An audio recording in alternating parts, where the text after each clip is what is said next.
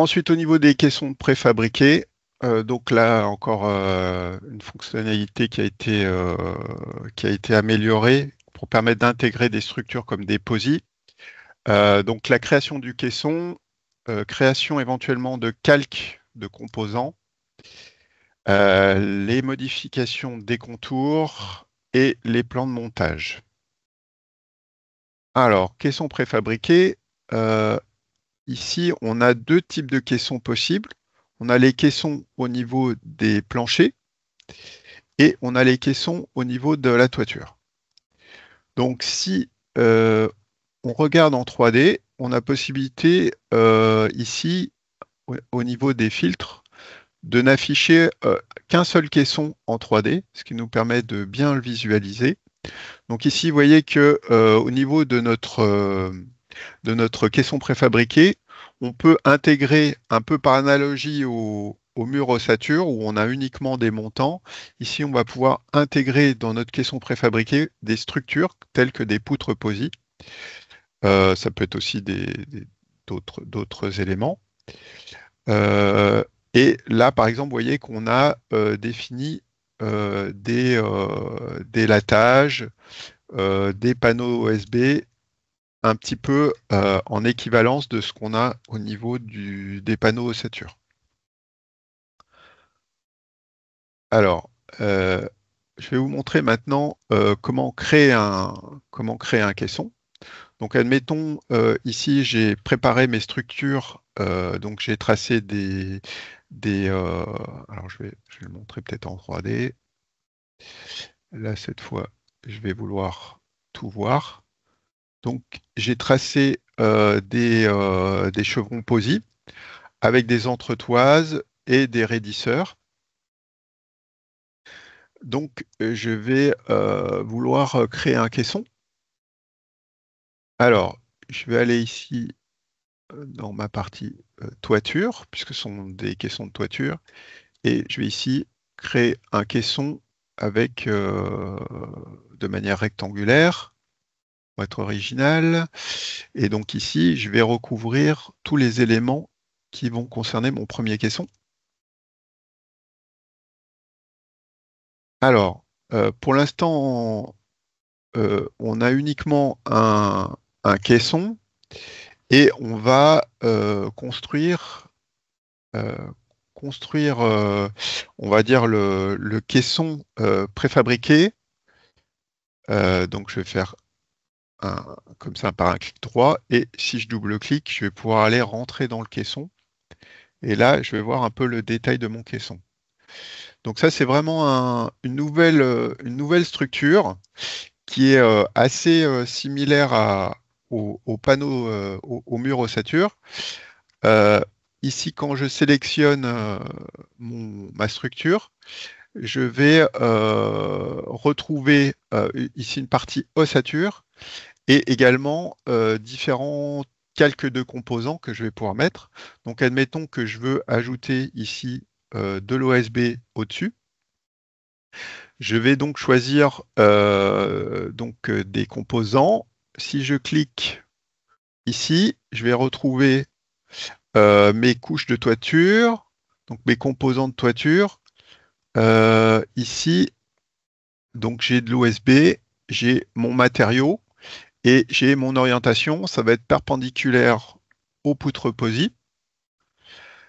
Ces composants, en fait, ils se retrouvent dans la même table que les composants pour les murs ossature, c'est-à-dire que si je viens ici dans mes inventaires et que je vais dans mes matériaux de mur, c'est maintenant matériaux de mur et caisson, et là je retrouve tous mes matériaux. Euh, Ici, on a également la partie ossature. Donc simplement, ce qu'on a renseigné, c'est que on avait 300 mm de haut, ce qui correspond à la hauteur de mes chevrons POSI.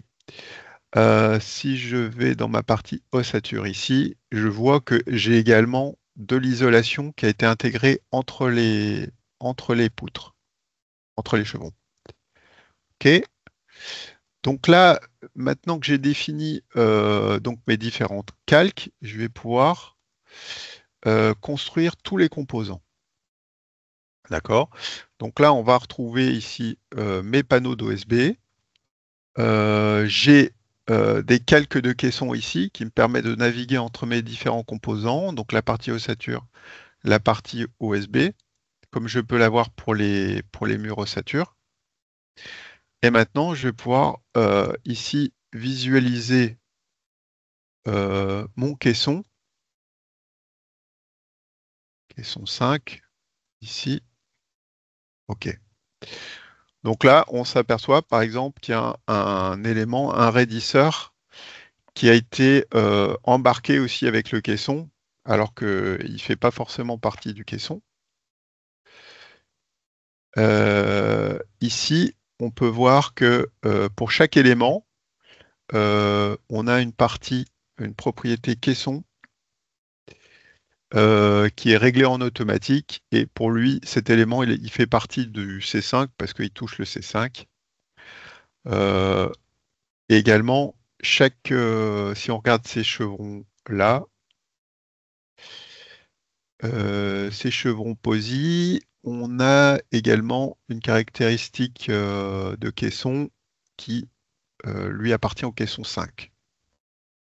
Donc chaque élément, également les entretoises, ainsi de suite, appartiennent à un caisson ou non. Donc par exemple, si je définis d'autres caissons derrière, cet élément-là devrait être intégré avec le caisson suivant, et à ce moment-là, il n'appartiendra plus au caisson 5. Si je retourne dans mon caisson et que je vous montre un petit peu la partie OSB, je reviens dans la partie OSB. Désolé, je déborde un petit peu, mais il y a pas mal de choses à voir. Donc, on peut voir que j'ai ma propriété OSB. Par exemple, si je veux raccourcir la délimitation de mon OSB en bas, je vais mettre moins 100 mm. Donc mon extrémité de couche va être raccourcie. Je peux également ici définir carrément un contour qui me permet d'avoir une délimitation quelconque de mon calque.